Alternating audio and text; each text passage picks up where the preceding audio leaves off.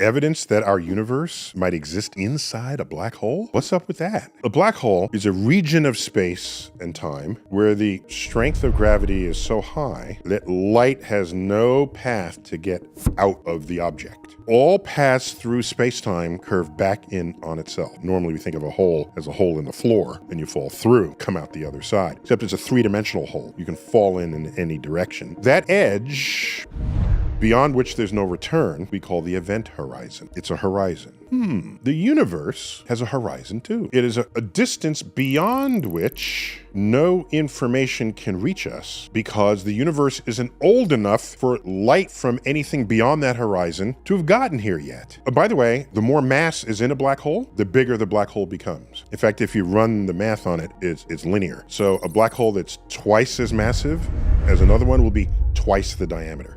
10 times as massive. The event horizon, which is our practical definition of the size of the black hole, will be 10 times as large. There's a cool exercise we do in graduate school. You can say, given the mass of the universe, how big would the black hole be that contained this much mass? It's the size of our universe to our horizon. And it's like, wait a minute, could we be one giant black hole? The average density of matter contained within the size of our cosmic horizon matches right on with what you'd get for a black hole this size. That's intriguing. Maybe it's just a coincidence. What would it mean anyway for us to be inside a black hole? How would that work? Well, it turns out if you run the mathematics of Einstein's general theory of relativity into a black hole, it turns out a whole new space-time opens up on the other side. And you look behind you and the entire future history of the universe unfolds relative to your time frame. And so the universe you came from basically ends and a whole new universe opens up in front of you. Are we that universe that opened up in front of us? Okay, these are mind-bending questions. There's recent research published that suggests that the contents of our universe has sort of a net rotation to it. Well, that'd be kind of weird. So in this study, it observed several hundred galaxies from the best observing directions you can come up with, which is above and below the plane of our Milky Way.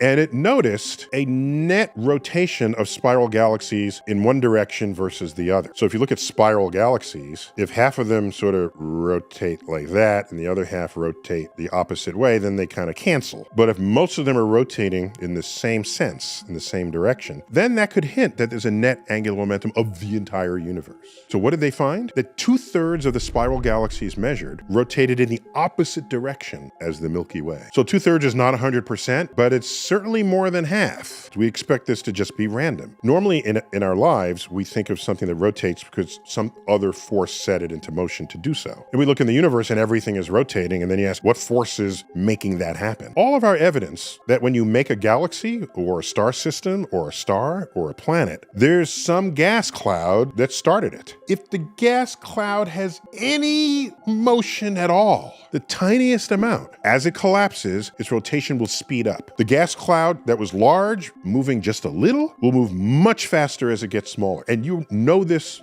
already. When an ice skater spins and they want to spin faster, they start with their arms outstretched, and they have a certain rotation speed by virtue of that. As they bring their arms in, this is a phenomenon of physics called the conservation of angular momentum. If you start out large, slowly rotating, and now you're half the size, you're going to be rotating twice as fast. If you want 1/10 the size, you're going to be rotating 10 times as fast. This is why everything in the universe has some kind of rotation. It's essentially impossible for any large gas cloud to not have motions within it to begin with. Often they're thermal motions. There's turbulence within the cloud before it sort of collapses to become something solid. Because of the turbulence within the clouds, there's no reason to think they would align with each other. They're each independent entities, so that when they collapse and the final product is spinning, there's no reason to think that the spin of this object is going to match up with the spin of an object over here. So if we find and confirm that there is, we got to go back and ask, how could you get that,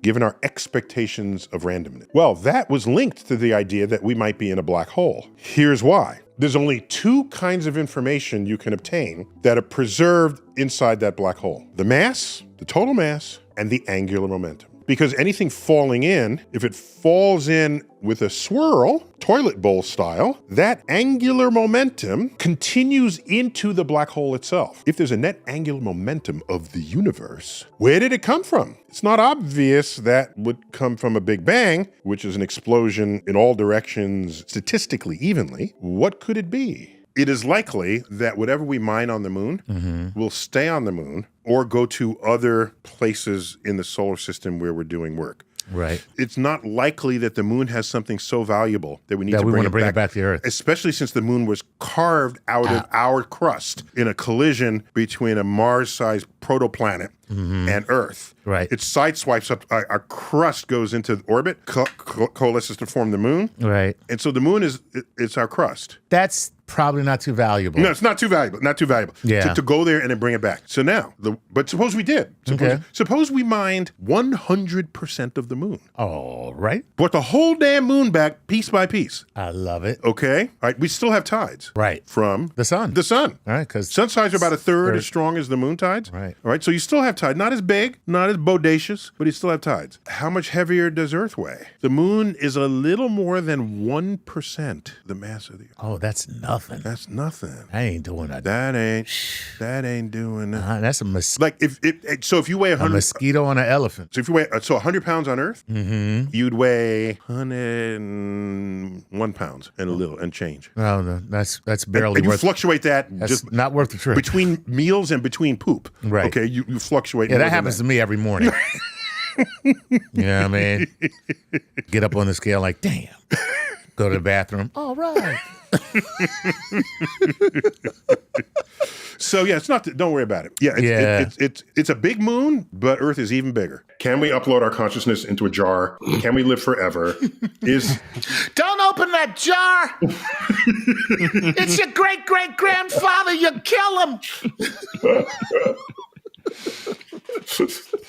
Meanwhile, I don't think we can upload ourselves into the cloud. I worry about that whole way of thinking. I think it's the latest manifestation of kind of tech bro hubristic singularity nonsense that we don't really need. so if we're saying that somewhere along the line, Anil, artificial intelligence will have consciousness, David Chalmers seems to think that will be coming in a few years' time. We've got the silicon intelligence that we're very familiar with, but there is a synthetic biological intelligence. Is the biological intelligence more disposed to sort of following the human thing of consciousness? I don't think, personally, and I am a bit, so David Chalmers and I have had conversations about this, and I think we disagree a bit about this. So I personally don't think that AI made out of silicon is likely to be conscious. I think it might be very persuasive to us that it is, but I think there's some good reason to think that it won't be. This doesn't mean that it's impossible to build synthetic consciousness. The question is just how similar does it have to be to biological consciousness? Does it have to be made out of the same stuff? Does it have to be made out of neurons or carbon? Or could you do it in another material? I think it's an open question. I think artificial consciousness for me is much more likely to arise not in the circuits of some future language model, but in laboratories that are building things like organoids, brain organoids, which are made out of the same stuff. So these brain organoids, they're made out of actual neurons, human neurons in many cases, derived from stem cells. So here, like a whole level of uncertainty goes out the window. It's made out of the same stuff, so we don't have to worry about whether the stuff matters or whether consciousness is something that a computer could have. But the reason we get less worked up about it is because,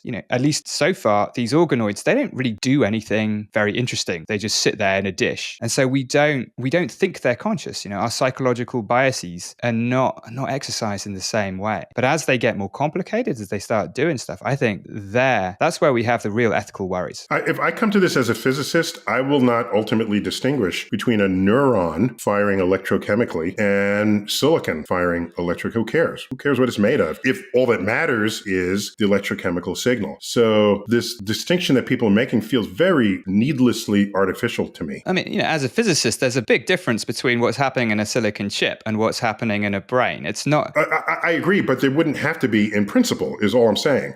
If I get the full electrochemical mapping of your brain, and and then create it in silicon, I've just duplicated your brain. And I'm doing it without carbon. I'm using, who cares? I care. But there's a reason I care. There's a reason I care. And it's because you've helped yourself to this kind of thought experiment that you just said, well, in principle, it could be done. Like you could just duplicate everything that's going on in your brain in silicon. But actually, it may not be possible to do that. For instance, take the Golden Gate Bridge. If you try to make that out of cheese, you're not going to be able to do it. The bridge has to be made out of a certain material that has certain physical properties. And the stuff inside our brains have certain physical properties that silicon doesn't. If you think all that matters are neurons that exchange spikes, action potentials, in a digital way, then you might think, well, okay, we've abstracted away from the messy, fine details of biology. So then silicon should be fine. But there's actually much more going on in the brain than just this digital exchange of spikes. And if that stuff matters, like things like electrical fields, neurotransmitters, all of this stuff, chemicals washing around, then there are things that, you just can't even in principle replicate in silicon. Well, I would just say we're not there yet, but I wouldn't preclude it. That's all.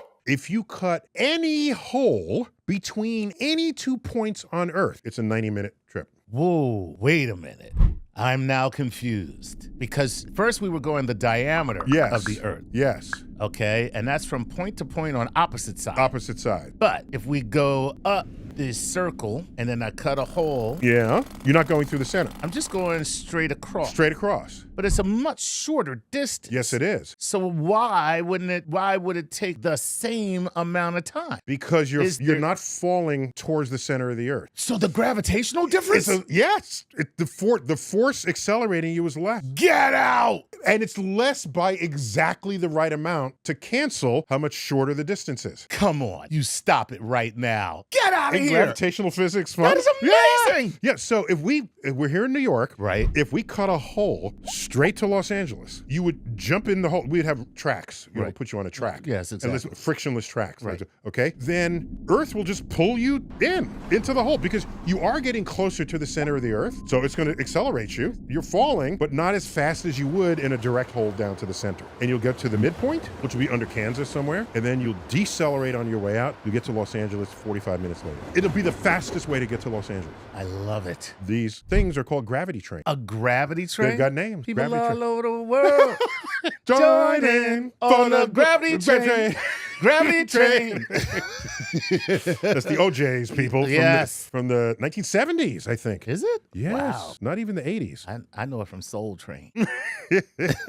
Anyway. So you would do this, and you want to make it friction. If you have friction there, that'll eat up some of the efficiency of this. So maybe you have like magnetically levitated rails or something. Right. But 90 minutes. That's pure gravity. Pure gravity. It will use no energy at all. Oh, wait a minute. You needed the energy to dig the hole in the first place. Well, yeah, that's true. Okay, but once you did it, you're just falling. And you're just falling through. Yeah, and so you're falling, and then the fall towards the center of the Earth, but you like a hill. If you're on a hill, it's a hill. Yeah, right.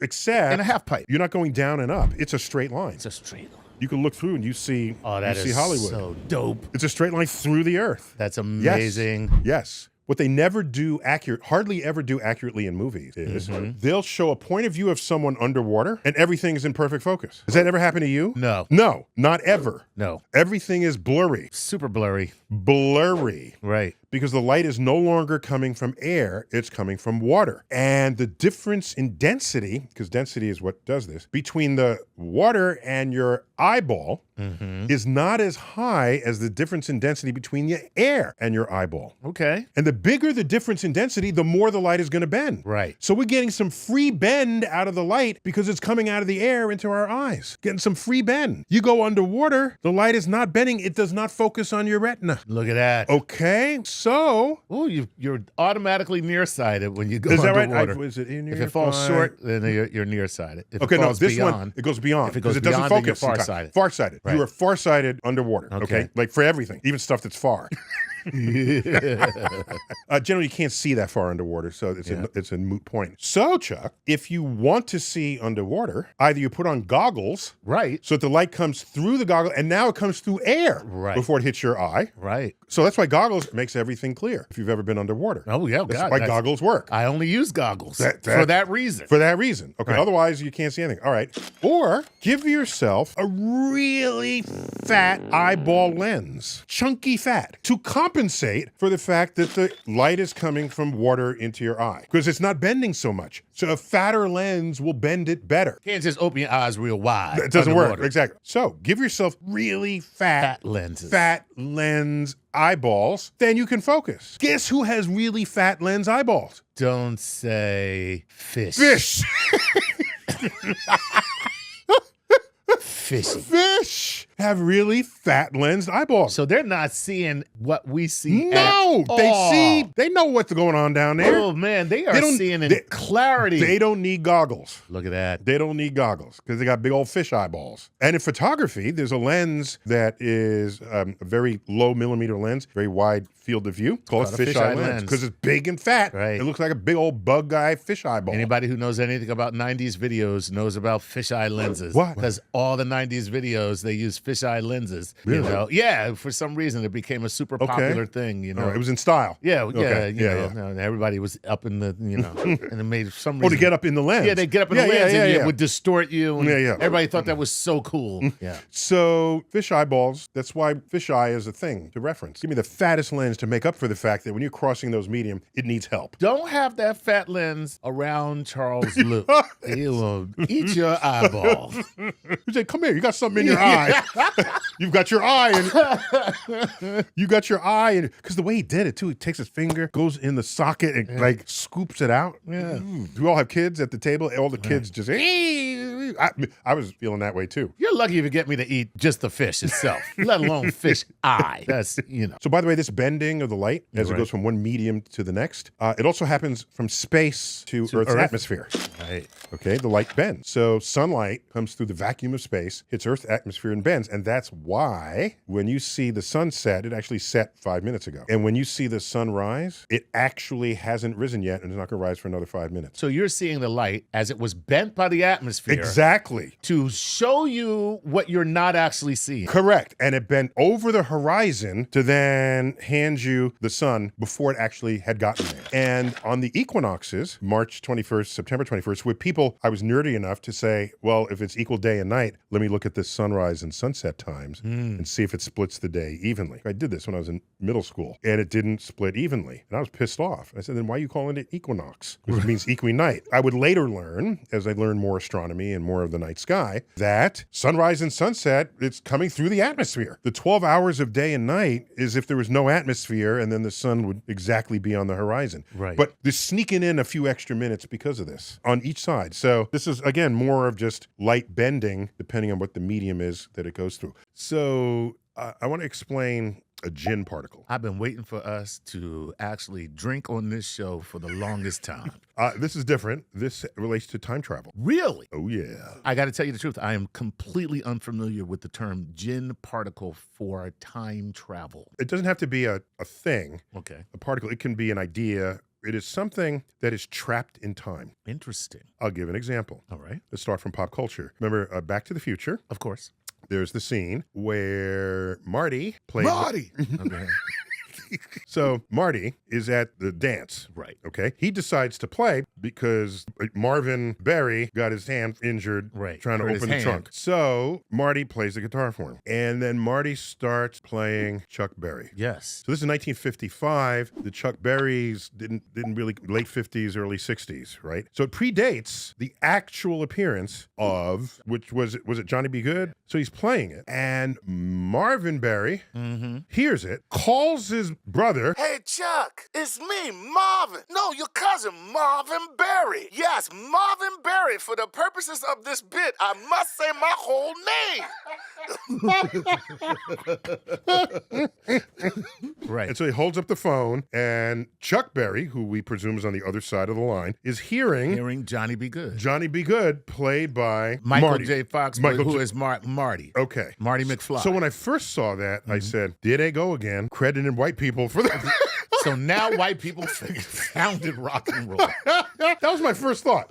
Remember, it was 1985. That's right. And all right, I was my first thought. But then I realized the implications of it. Right. Okay? The implications are Chuck Berry hears this, and then he creates that song. And that's the song that Marty plays. So we can ask the question, was that song ever written? Right. Because the only way that Chuck Berry heard it was because Marty McFly played it. But the only way that Marty McFly played it is because Chuck Berry played it first. Right. In his frame of reference. Correct. So, but when he goes back in time, he actually creates it. But he Correct. couldn't have created it because it was already created before he went back in Exactly. time. So it's just one big freaking paradox that never ends. No. So the song That's so wild. The song was never created. Right. It only ever existed in this time loop. Right. Right. The song only in the time loop. In the time loop, right. That's- No one wrote that song. Right. So so it's a gin song in that sense. Not a That's- gin particle. It's a that's- gin song. That's pretty wild. It was never created or destroyed because it lives in that loop. It lives in the time loop. One person hands it to the next person, hands it Right. to the next person. Right. So That's that's a gin situation. That's wild. Okay.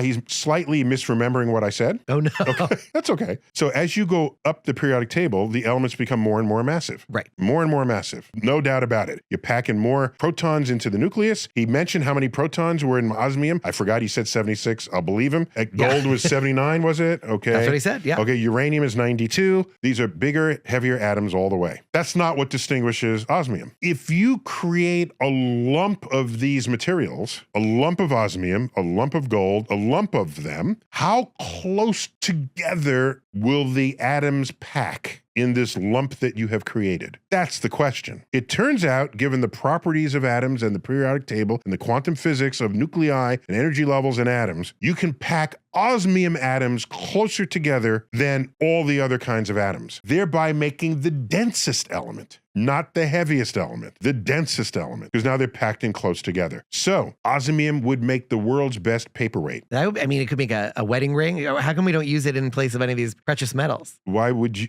want it to be heavier? We like gold. This way you remember that you're married. I'd be like, oh my God, I can never forget. No, then it's the I can ball, barely lift my hand. Then it's a ball and chain analogy.